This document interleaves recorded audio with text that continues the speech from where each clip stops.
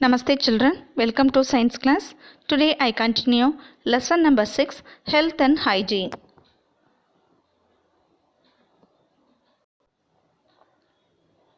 First topic, chickenpox. It is a viral disease. Chickenpox, also known as varicella, is highly contagious infection caused by the varicella zoster virus. Chicken box எதனால் வருது அப்படின்னு பார்த்தீங்கன்னா அந்த வைரலுக்கு name வந்து varicella zoster வைரஸ்ன்னு சொல்கிறது. Zoster அப்படின்னா அம்மைன்னு சொல்கிறது, அம்மை நோய். சிக்கன் பாக்ஸ் வந்து அம்மை நோயின்னு சொல்கிறோம். This disease spreads through air and contact with an infected person. ஒரு பர்சன்கிட்டேருந்து இன்னொரு பர்சனுக்கு ஸ்ப்ரெட் ஆகும். ஏர் வழியாகவும் இந்த வைரஸ் வந்து ஸ்ப்ரெட் ஆகும். Its symptoms are appearance of rashes on the whole body, fever, headache and tiredness.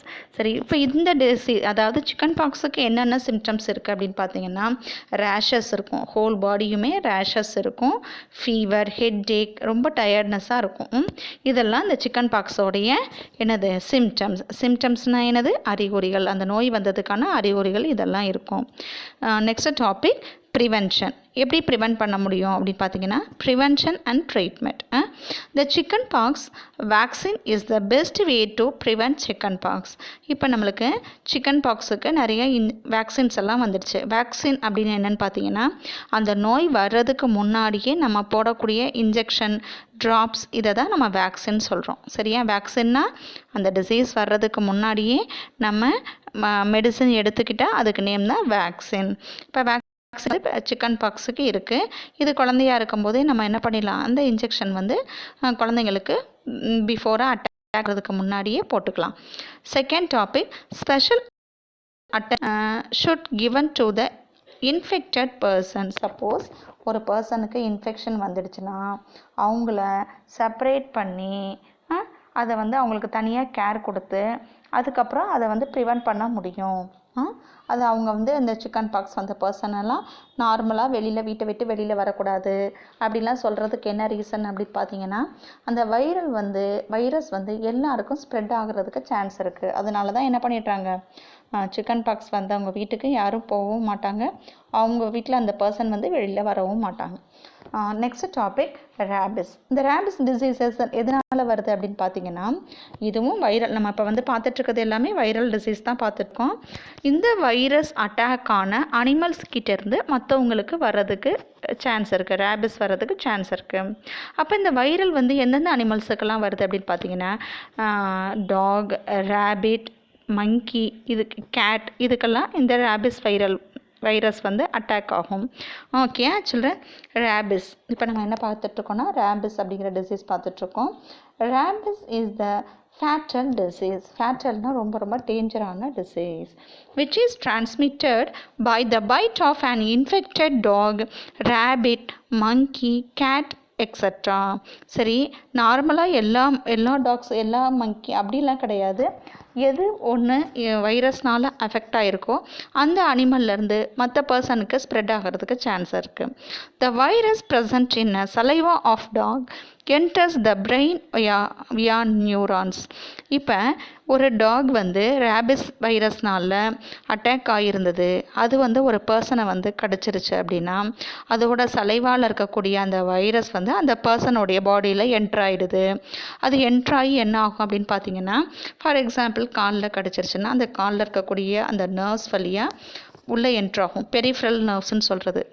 அந்த பெரிஃபரல் நர்வ்ஸ்லேருந்து மெயினாக வந்து அவங்களுடைய பிரெயினுக்கு வந்து அட்டாக் ஆகும். சரி, அந்த பிரெயினுக்கு அட்டாக் ஆகிறதுக்கு எவ்வளோ டைம் ஆகும் அப்படின்னு பார்த்தீங்கன்னா 2 to 12 weeks டைம் வந்து ஆகும். கடித்த உடனே இது அட்டாக் ஆகாது, அவங்க பாடியிலே கொஞ்சம் கொஞ்சமாக இன்ஃபெக்ஷன்ஸ் இருந்துகிட்டே இருந்து 2 to 12 weeks ஆகும். அப்போ என்ன ஆகும் அப்படின்னா அவங்களுக்கு ஹைட்ரோஃபோபியான்னு ஒரு இது வரும். ஹைட்ரோஃபோபியானா அவங்க வாட்டரை பார்த்தாலே பயப்படுவாங்க. அதுக்கப்புறம் அவங்களுடைய பிஹேவியரில் நிறைய சேஞ்சஸ் இருக்கும். இதுதான் ரேபிஸ் டிசீஸோடைய என்னது symptoms. Next one, prevention and treatment. என்ன ப்ரிவென்ஷன் கொடுக்கலாம், என்ன ட்ரீட்மெண்ட் கொடுக்கலாம் அப்படின்னு பார்த்தீங்கன்னா in early stages rabies is very difficult to detect. Rabies வந்த உடனே நம்மளால் ஃபைண்ட் அவுட் பண்ண முடியாது, அந்த பர்சனுக்கு ரேபிஸ் அப்படின்னு ஃபைண்ட் அவுட் பண்ண முடியாது. அதனால அனிமல்ஸ் கிட்ட கொஞ்சம் கேர்ஃபுல்லாக இருக்கணும். அனிமல்ஸோட நெயில்ஸ் பட்டாலோ இல்லை வந்து அது வந்து கடிச்சாலோ, ஃபார் எக்ஸாம்பிள் டாக் வந்து கடிச்சாலோ இல்லை டாகோடைய நெயில்ஸ் வந்து உங்கள் பாடியில் எந்த இடத்துலையாவது பட்டாலோ உடனே ஒரு இன்ஜெக்ஷன் பண்ணிடுறது safety. Second point, after an animal is bitten, it usually takes 2 to 12 weeks to show any symptoms and it may take as long as 2 years also. இப்போ என்னென்னா 2 to 12 வீக்ஸில் தான் அந்த சிம்டம்ஸ் தெரியும். இந்த சிம்டம்ஸ் வந்து 2 years வரையும் இருக்கக்கூட chances இருக்குது. Third one, fatality can be prevented by timely vaccination before the onset of symptoms. இப்போ வேக்சின்ஸ் வந்துருச்சு, இந்த ரேபிஸ் டிசீஸுக்கு வேக்சின்ஸ் எல்லாம் வந்துருச்சு. இப்போ அனிமல்ஸுக்கே நம்ம பிஃபோராக இந்த ரேபிஸ் இன்ஜெக்ஷன் பண்ணிக்கிறது safety. Okay children, next topic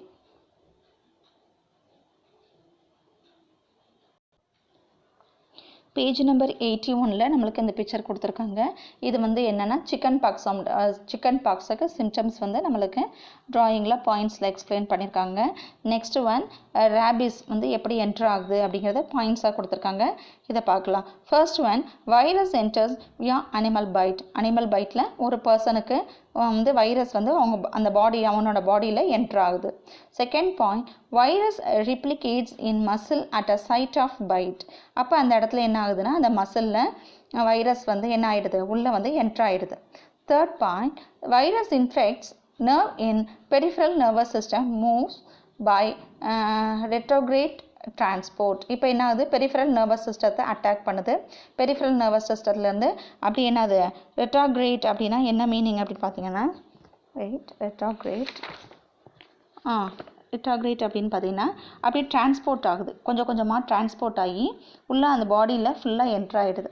Fourth point, the virus replicates in dorsal root ganglion and travels spinal cord to brain. இந்த வைரஸ் என்ன ஆகுது அப்படின்னா ரிப்ளிகேட்ஸ் அப்படின்னா ஸ்ப்ரெட் ஆகுது, ஒன்று அப்படியே நிறைய மல்டிபிள் ஆகி ஸ்ப்ரெட் ஆகுது.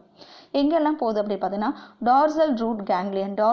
டார்சல்னாலே நம்மளுடைய பேக் போன், முதுகு சைடு தான் டார்சல்னு சொல்கிறது. அப்போ நம்மளுடைய பேக் சைடு முதுகில் என்ன இருக்குது அப்படின்னு பார்த்தீங்கன்னா நம்மளுக்கு ஸ்பைனல் கார்டு இருக்குது. அந்த ஸ்பைனல் கார்டில் ஒவ்வொன்றிலையும் முடிச்சா இருக்குல்ல, அதை வந்து கேங்லியன் சொல்கிறது. அந்த கேங்லியனில் என்ட்ரானா அப்படியே ஃபுல்லாக மேலே ஏறி பிரெயினை வந்து அட்டாக் பண்ணிவிடும். ஃபிஃப்த்து பாயிண்ட் வந்து இப்போ வந்து பிரெயினை வந்து அட்டாக் பண்ணுது. அப்போ ஒரு பர்சனுக்கு டாக் பைட் வந்து இந்த இடத்துல இதாகிடுச்சுன்னா இங்கேருந்து ஸ்பைனல் கார்டுக்கு வந்துடுது. இதுதான் டார்சல்னால் பேக் சைடு ஸ்பைனல் கார்டுக்கு வந்து ஸ்பைனல் கார்ட்லேருந்து பிரெயினை ரீச் ஆகிடுறதுக்கு நம்மளுக்கு அந்த 12 வீக்ஸ் ஆகிடுது. The virus travels from brain via nerves to other tissues such as eye, kidneys, salivary glands. மற்ற எல்லா ஆர்கன்ஸுக்கும் ஸ்ப்ரெட் ஆகிடுது. இதை சரி எப்படி என்ன பண்ண முடியும் அப்படின்னு பார்த்தீங்கன்னா இதுக்கு இன்ஜெக்ஷன்ஸ் இருக்குது, வேக்சின்ஸ் இருக்குது, அதெல்லாம் வந்து ப்ராப்பராக பண்ணணும். இது வந்து ரொம்ப ரொம்ப ஃபேட்டல் டிசீஸ்ன்னு சொல்கிறாங்க, ரொம்ப டேஞ்சரான டிசீஸ். ஏன்னா இந்த இன்ஜெக்ஷன்ஸ்லாம் பண்ணலைன்னா இந்த பர்சன் டெட் ஆகிறதுக்கு சான்ஸ் இருக்குது. Okay, next one, do you know பாருங்கம்மா. டூ யூ நோவில் வேக்சின் கொடுத்துருக்காங்க. வேக்சின் நான் என்னங்கிறத போனால் இதுலேயே சொன்னேன், இப்போ சொன்னேன்னால நான் ஒரு 5 minutesக்கு முன்னாடி சொன்னேன். A vaccine is a biological preparation that provides acquired immunity to a particular disease. ஒவ்வொரு டிசீஸ்க்கும் வேக்சின்ஸ் இருக்குது. வேக்சின்ஸ்னால் என்ன, நம்ம அந்த டிசீஸ் வர்றதுக்கு முன்னாடியே அந்த மெடிசின்ஸை நம்ம எடுத்துக்கிறதுக்கு நேம் தான் வேக்சின் சொல்கிறோம். அப்போ வேக்சின்னா என்ன ஃபர்தராக சொல்லணும்னா ஆக்டிவ் அக்வயர்ட் இம்யூனிட்டி, முன்னாடியே போட்டுக்கக்கூடிய ஒரு இன்ஜெக்ஷன் தான். Vaccines like BCG, polio, MMR அப்படிங்கிறது மீசல்ஸ், மம்ஸ் அண்ட் ருபெல்லான்னு சொல்கிறது. இதுக்கெல்லாம் வந்து நிறைய வேக்சின்ஸ் வந்துருச்சு. Are given at early childhood to protect from other disease. நிறைய டிசீஸ்க்கு வந்து வேக்சின்ஸ் வந்துருச்சு. இப்போ ஒவ்வொரு பேபியும் வந்து சைல்டு பர்த்லேயே வந்து ஒரு ஹாஸ்பிட்டலில் வந்து ஒரு ஷீட்டு கொடுப்பாங்க. அந்த ஷீட்டில் நிறையா வேக்சின்ஸ் 1.5 years வரையும் கவர்மெண்ட்லேயே இன்ஜெக்ஷன்ஸ் பண்ணுறாங்க. அது போக நிறைய இன்ஜெக்ஷன்ஸ் வந்து நம்மளுடைய கவர்மெண்ட்டு வந்து கொடுக்குறாங்க. அதே மாதிரி ப்ரைவேட்லேயும் நிறைய இன்ஜெக்ஷன்ஸ் வந்துடுது. ஒவ்வொரு டிசீஸ்க்கும் வேக்சின்ஸ் இருக்குது. அதை வந்து நம்ம என்ன பண்ணிக்கலாம், முன்னாடியே போடுறதுனால நம்மளுக்கு சேஃப்டியாக இருக்கலாம். Next topic non communicable disease. Non communicable டிசீஸ்னால் என்னது? ஒரு பர்சன் கிட்ட இருந்து இன்னொரு பர்சனுக்கு இந்த டிசீஸ் வந்து ஸ்ப்ரெட் ஆகாது, அதுதான் நான் communicable disease. Communicable disease do not spread from person to person. They are caused by other factors. அப்போ ஒரு பர்சன் கிட்டேருந்து இன்னொரு பர்சனுக்கு ஸ்ப்ரெட் ஆகாது. அப்போ எப்படி ஸ்ப்ரெட் ஆகும்? வேறு ஏதாவது ஒரு ஃபேக்டர்ஸ்னால ஸ்ப்ரெட் ஆகும். சரியா? அப்போ வந்து எது வந்து கம்யூனிகபிள் டிசீஸ், எது வந்து நான் கம்யூனிகபிள் டிசீஸ் அப்படின்னு நம்மளுக்கு தெரிஞ்சால் மட்டும்தான் நம்மளால் என்ன பண்ண முடியும்? நம்மளுக்கு ட்ரீட்மெண்ட் பண்ண முடியும். அதனால என்ன பண்ணுறோம் அப்படின்னு பார்த்தீங்கன்னா, எது communicable disease, non communicable disease அப்படிங்கிறத பார்க்க போகிறோம். They are never caused by germs, bacteria or other living organisms that infect the body. இப்போ இந்த நான் கம்யூனிகபிள் டிசீஸ் இதனால் வராது. எதனால்? ஜெர்ம்ஸ், நோய் கிருமின்னு சொல்கிறோம்ல, அதனால் வராது. பாக்டீரியானால வராது. வேறு ஏதாவது ஒரு லிவிங் ஆர்கானிசம், மைக்ரோப்ஸ்ன்னு சொல்கிறோம்ல, எந்த மைக்ரோப்ஸ்னாலையும் இந்த டிசீஸ் வராது. அப்போ பாடியிலே இருக்கக்கூடிய ஏதாவது ஒரு குறைபாட்டினால இந்த டிசீஸ் வரும். Antibiotics are medicines that fight against germs do not help to cure non-communicable disease. Non communicable டிசீஸை ஆன்டிபயோட்டிக்ஸ்னாலையும் மெடிசன்ஸ்னாலையும் நம்மளால் என்ன பண்ண முடியாது? க்யூர் பண்ண முடியாது. சரி, okay. Problems caused by wearing out of body parts. First one, rheumatism. Rheumatism அப்படிங்கிறது நிறைய பேர் சொல்லுவாங்கள்ல, வாதம் சொல்லுவாங்க. கை கால்லாம் ஒரு சைடு மட்டும் அவங்களுக்கு என்ன ஆகிடும்? ஃபுல் அண்ட் ஃபுல் வந்து அவங்களுக்கு ஒர்க் ஆகாது அந்த சைடு. அதான் ருமேட்டிசம் சொல்கிறது. செகண்ட் வந்து ஹார்ட் அட்டாக் தெரியும். நெக்ஸ்ட்டு எபிலெப்டிக் ஜிசூரிஸ் அப்படிங்கிறது என்னென்னு பார்த்தீங்கன்னா, வலிப்புன்னு சொல்கிறாங்கல்ல, கை கால் இழுத்துக்குன்னு சொல்கிறாங்கல்ல, அதுதான் வந்து எபிலெப்டிக் ஜிசூரஸ். அடுத்து வந்து ஸ்ட்ரோக், அதே மீனிங் தான் வருது.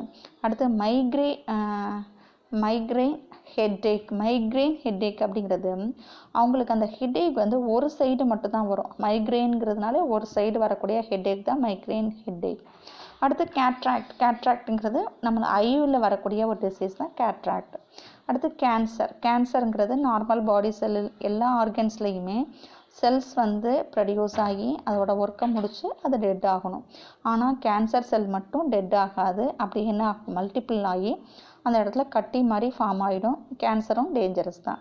இதெல்லாமே இந்த டிசீஸ் எல்லாமே மைக்ரோ ஆர்கானிசம்னால வராது. Second point, problems caused by external harmful agents entering the body. என்னென்ன?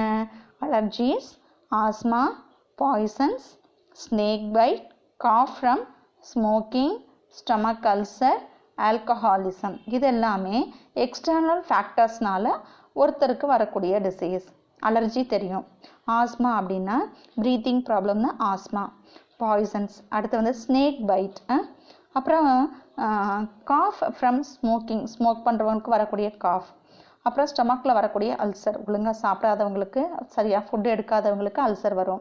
ஆல்கஹால் எடுக்கிறவங்களுக்கு, ஆல்கஹால் குடிக்கிறவங்களுக்கு ஆல்கஹாலிசம். இதெல்லாமே அவங்களுடைய எக்ஸ்டர்னல் ஃபேக்டர்ஸ்னால ஒரு பர்சனுக்கு வரக்கூடிய டிசீஸ்.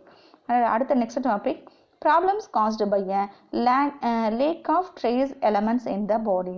சரி, இப்போ நம்ம சாப்பிடக்கூடிய ஃபுட்டில் வரக்கூடிய என்னது? லேக்னா குறைபாட்டுனால வரக்கூடிய டிசீஸ். அனீமியா, சாப்பிட்ற ஃபுட்டில் அயன் சத்து இல்லை, இரும்பு சத்து இல்லைன்னா அனீமியா வரும். பெல்லாக்ரா. அடுத்து நைட் பிளைண்ட்னஸ்னால் விட்டமின் ஏ. அடுத்து ஜீரோப்தால்மியா. அடுத்து காய்டர் வந்து அயோடின் சத்து. நம்ம சாப்பிட்ற ஃபுட்டில் அயோடின்ங்கிறது சாப்பிட்ற ஃபுட்டில் அயோடின் அப்படிங்கிற மினரல் கம்மியாக இருந்தால் காய்டர் வரும்.